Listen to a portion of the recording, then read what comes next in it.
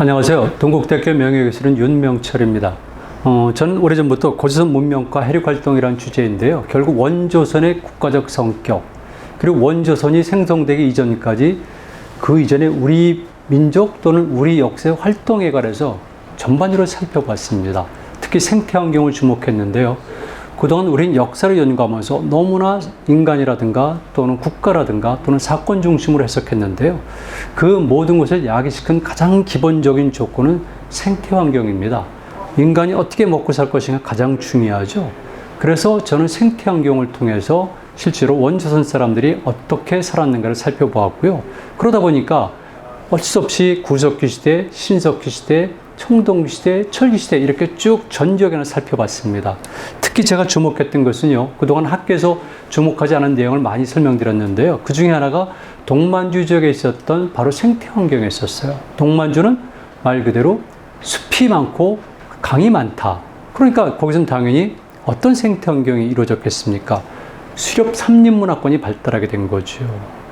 그리고 그것은 우리와는 약간 거리가 있지만 주로 퉁구스계 사람들이 살았던 겁니다. 그래서 그들은 전반적인 큰 틀 속에서 보면은 고조선 문명권 또는 우리 민족의 큰 필드에 들어가지만 엄격히 따지게 되면 오늘 강에서 구체적으로 말씀드리는데 어느 상으로는 오히려 현재 몽골이라든가 투르크보다 더 약간 멀어요. 그러나 생활 공동체로서 또는 역사 공동체로서 적어도 고려 중기까지는 우리에게 굉장히 가깝고 또 우리에게 복속되거나 관리되었던 종족 집단이죠.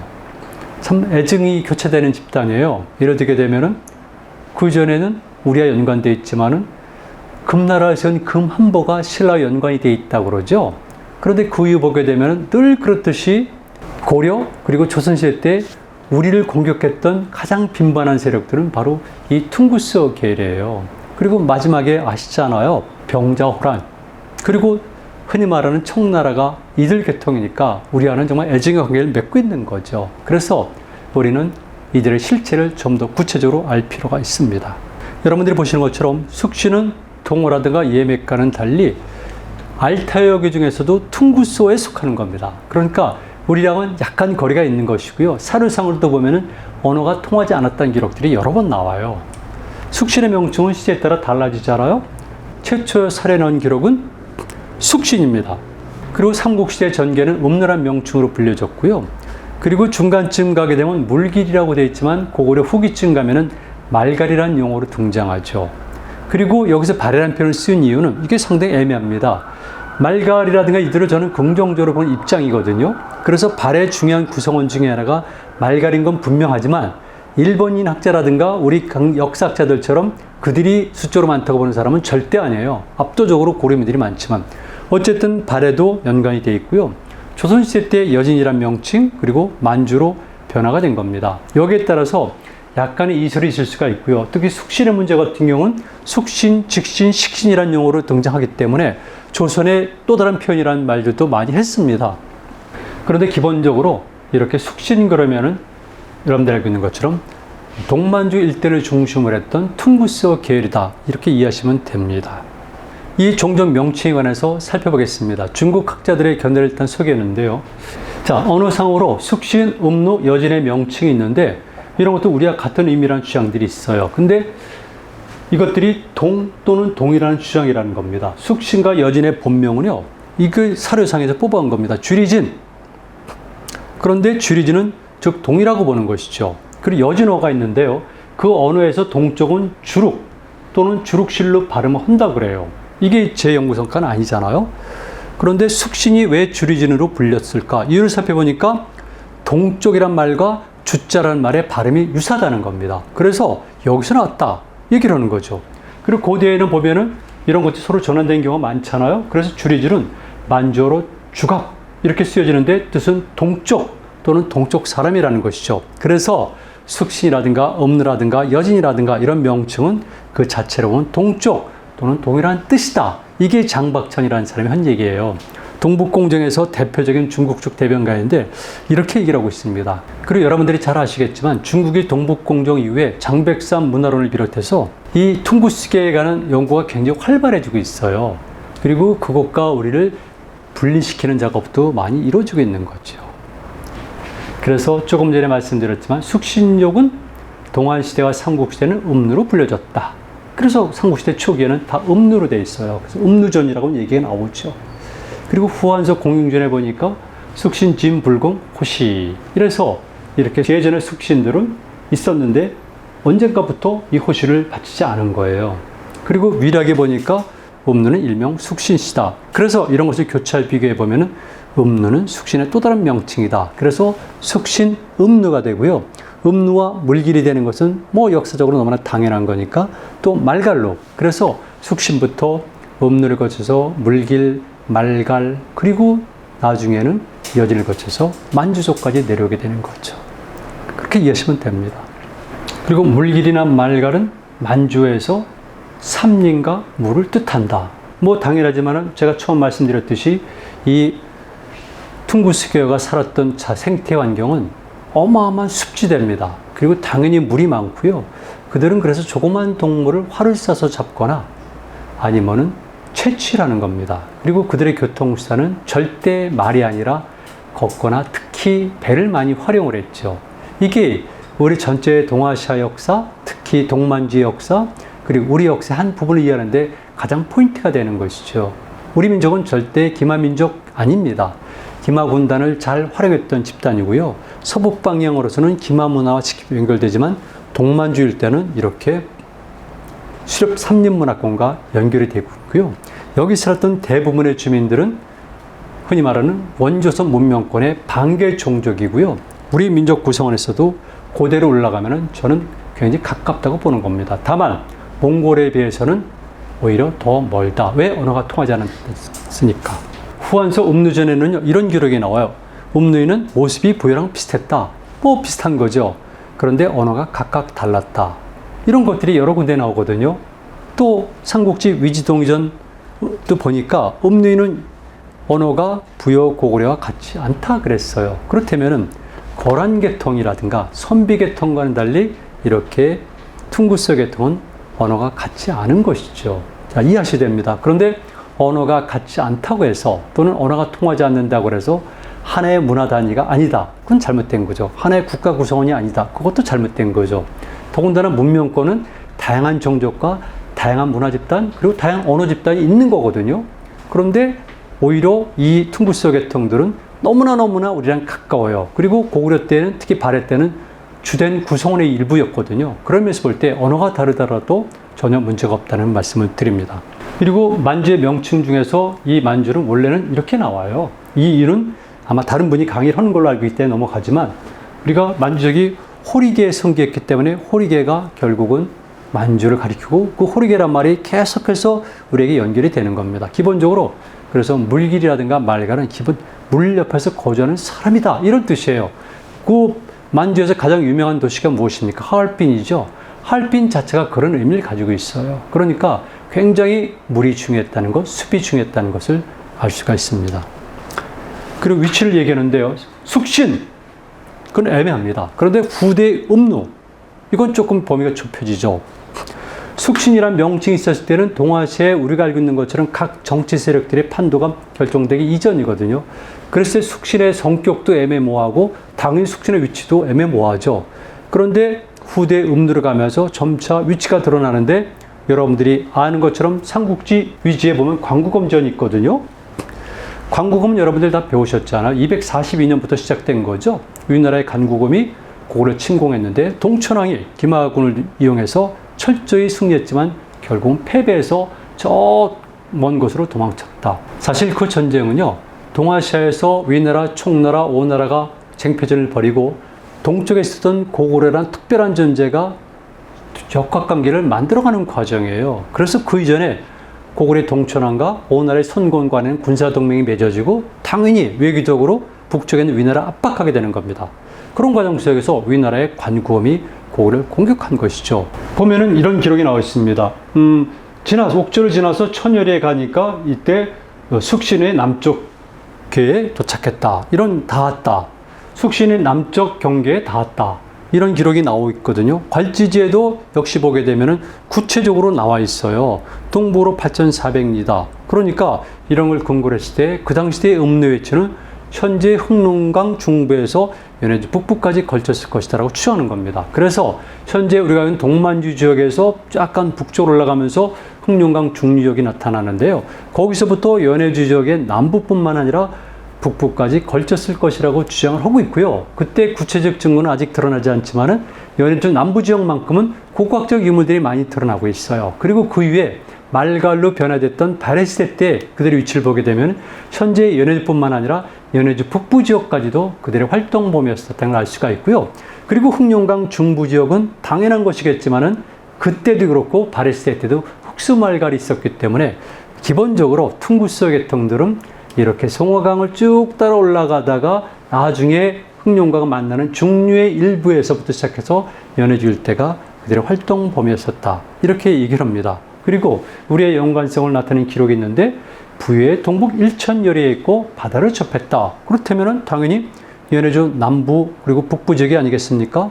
그리고 그들은 당연히 해양에서 활동을 했겠죠. 그래서 그들의 해양 활동과 옥조인의 해양 활동 그리고 훗날 고리스 때 여진 해적의 활동들은 상호 연관성을 가지고 있어요. 그래서 우리는 흔히 말하는 여진족, 그 이전에 말갈 이들의 활동을 이야기할 때 단순한 것이 아니라 숲에서 활동을 했고 물을 활용을 했고 심지어는 바다에서도 활동했었다. 그래서 여진 해적이 등장하는 겁니다.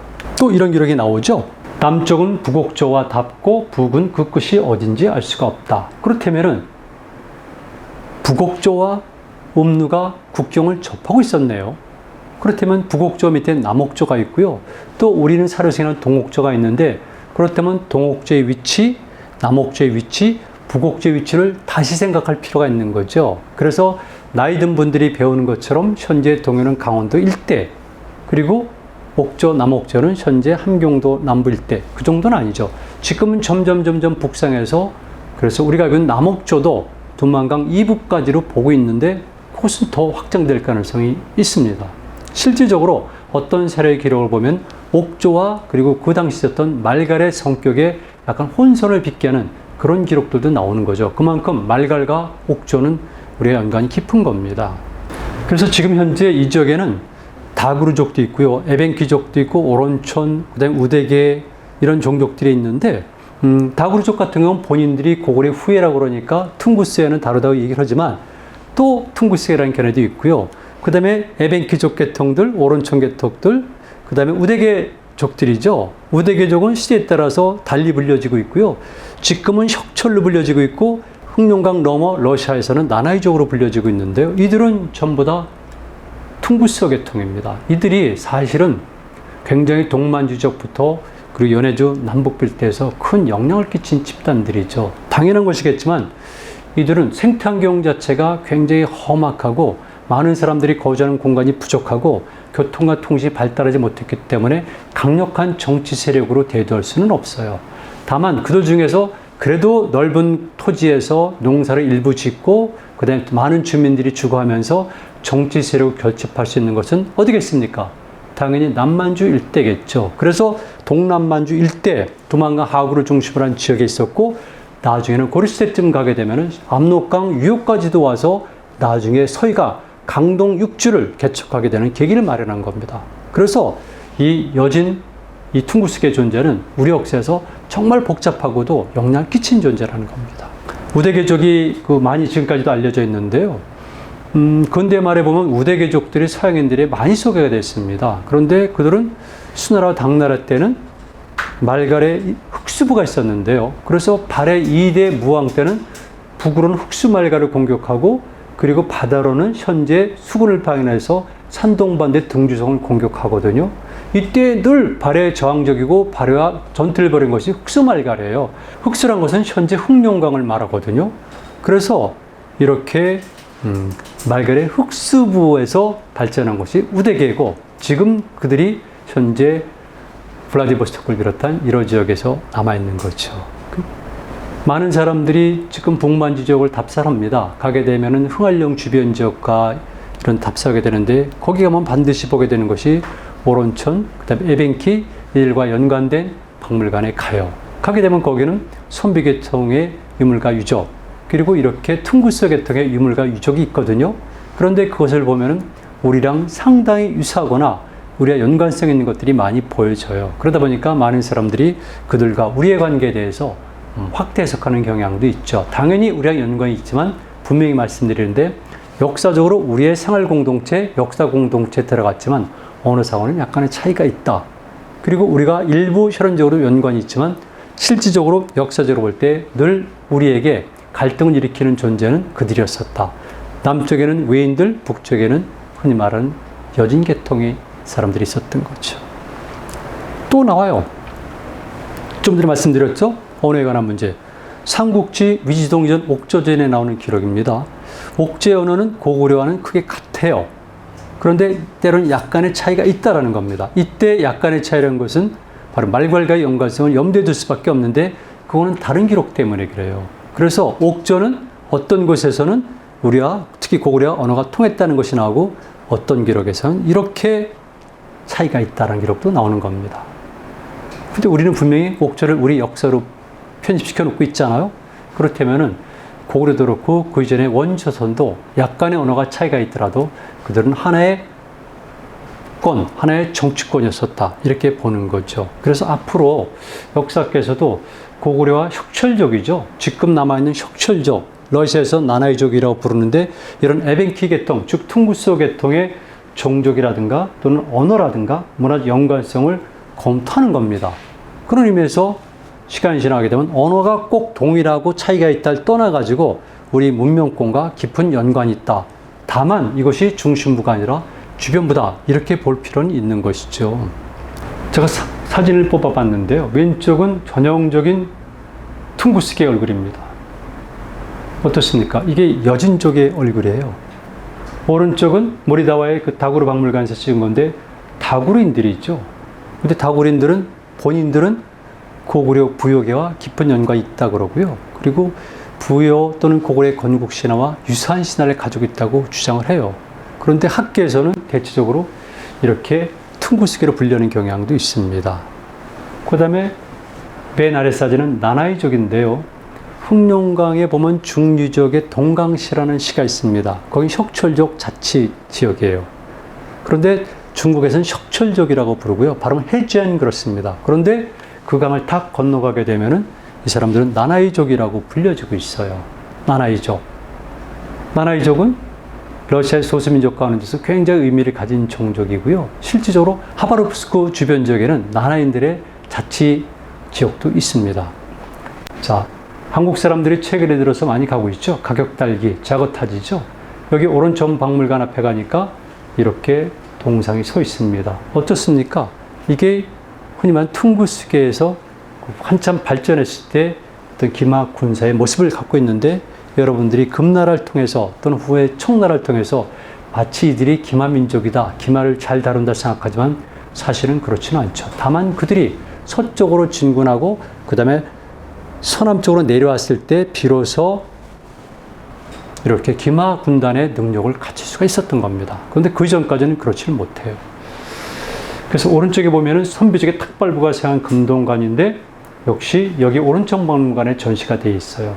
이때 선비족의 탁발부란 것은 결국은 알타이어 중에서도 몽고르 계통이고 동호의 브랜치인 선비의 일파가 바로 여기 있고요. 그 다음에 이 탁발부 같은 경우는 몇 개의 부 중에서 실질적으로 부기를 건설한 사람들의 주체예요. 그런데 그들이 살았던 곳이 바로 이 지역 근처고 거기에 여러분들 알고 있는 것처럼 까셴동 이런 동굴이 있는 것이죠. 근데 근처에 가면은 박물관에 이런 금동관이 나오고 있어요. 그리고 오로도스 박물관 가니까 거의 유산계에 나오고 있고요. 그리고 이런 것들은 실질적으로 이 만주 일대 샤먼이 쓰는 이 관에서도 유사한 모티브들이 많이 등장하고 있는 거죠. 그래서 일부 사람들이 바로 이런 것과 우리에게서 발견되는 금관들을 연관시키고 있는 겁니다. 이때 사슴뿔, 나무 등등의 어떤 모티브가 있는데 이 해석하는 것은 각각의 설이 있는 거죠. 제가 이제 다구르를 보여드리는데요. 왜 그러냐면은 우리의 연관성이 그래도 깊은 겁니다. 모리다와 시외가 가면 다구르족 공원이 있는데 거기 가면 이런 인물이 서 있어요. 그래서 이 인물을 보게 되면은 우리가 알고 있는 전혀와 다른 얼굴이죠. 이렇게 체격도 있지만은 수염을 이렇게 굉장히 길렀어요. 이게 다구르족의 영웅을 무지무지하게 큰 동상을 세우는 건데, 근데 제가 민속 사진으로 쭉 몇 개 뽑았는데 보면은 다구르족들이 이렇게 씨름을 하고 있어요. 그래서 일부 사람들이 이렇게 다구르족의 씨름 광경이라든가 또는 강강술래 장면이라든가 또는 오른쪽에 보는 것처럼 이들이 쑥과 마늘을 채취해가지고 이렇게 장식한다든가 또는 매사냥을 한다든가 이렇게 보니까 적어도 이런 것들을 보게 되면 어떻습니까? 고구려와 상당히 유사한 풍습을 가지고 있죠. 그래서 많은 사람들이 고구려와 그리고 부여와 다구르의 연관성을 얘기를 하고 있는 겁니다. 다구르족. 근데 이제 제가 여기서 또 말씀드리고 싶은 거는요. 조금 전에 봤던 씨름 경기 있지 않습니까? 이 씨름 경기는 사실은 전 세계에서 일반적인 것이고요. 특히 초원 유목문화권에서는 초원에서 이렇게 씨름 경기가 일반적으로 펼쳐지는 겁니다. 그래서 우리가 씨름이 발전했고 여러분들 아는 것처럼 고구려의 씨름 무덤 벽화에도 등장하지만 이렇게 씨름을 한다고 해서 우리와 매우 가깝다는 주장은 좀 곤란하죠. 다만 우리와 가까울 수 있는데 가깝지 않은 집단들도 이렇게 초원이라든가 평지에서는 씨름을 많이 행했다. 이걸 꼭 이해하셔야 됩니다. 강강술래 같은 경우는 가장 대표적인 건데요. 강강술래가 없는 집단이 어디가 있습니까? 지금까지도 우리가 흔히 말하는 소수민족들이라든가 아니면 원시미개 부족들은 지금까지도 강강술래를 그대로 유지하고 있어요. 그래서 강강술래를 가지고 있다고 해서 우리다. 이것 또한 문제가 되는 겁니다. 우리가 가까울 수 있다. 이렇게 주장하는 것과 이들은 우리다. 이건 전혀 다른 거죠. 그리고 보이는 것처럼 매사냥도 마찬가지입니다. 당연히 우리가 이런 매사냥을 능했고 고구려 고분벽화에도 등장하지만 이거는 북방에 있는 모든 사람들이 다 매사냥을 하고요. 심지어는 캄차카에 있는 사람들도 이렇게 매사냥을 한 것들이 기록에 남아 있습니다. 그리고 우리 문화 속에서 전승이 안 되는 부분이 있는데요. 여러분들이 보시는 것은 흑룡강 중리에는 동강시에서 찍은 겁니다. 왼쪽은 물고기들이 많이 잡혀 있는 것이고 오른쪽은 어떤 젊은 청년이 가공용 물고기 껍질을 가지고 강도로 시험해 보는 겁니다. 제 앞에서 그걸 찢어버리는 것이죠. 물고기 껍질이 이렇게 강하다. 이건 무엇을 의미하냐면 이 지역에 사는 사람들에게는 가장 중요한 것이 농경이 아니라 어업이었었다는 것. 심지어는 물고기가 워낙 많이 잡히기 때문에 이들은 단순하게 식용으로 쓸 뿐만 아니라 껍질을 가지고 각종 장식품과 각종 생활 공예품들을 만들거든요. 심지어는 의복까지도 신발까지도 생선 껍질을 이용해서 만듭니다. 이것이 바로 퉁구스계 사람들 중에 가진 문화의 특징 가운데 하나이고요. 이런 것들을 우리는 전승하지 못하고 있었지만 과거에는 고구려 시대라든가 발해 시대에는 분명히 이런 문화가 있었겠죠.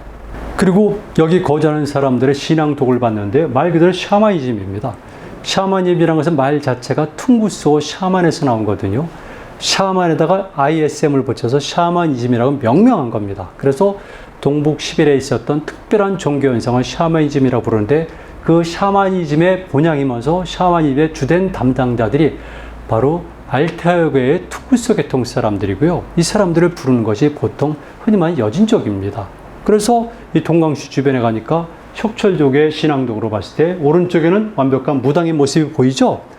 이 무당의 모습은 이르크츠크까지 연결되면서 에벤키 문화가 있을 때는 이런 모습이 등장을 해요. 그리고 왼쪽에는 바로 이 무당이 허리에 차는 여러 가지 무당에는 무구라고 그러는데요. 이런 것들이 일본 열도까지 연결되고 일부 사람들은 이것과 신라의 5세기에서 6세기경에 주로 만들어진 대농원에서 발견됐던 그런 무덤의 금제 허리띠, 은제 허리띠랑 연관시키기도 합니다.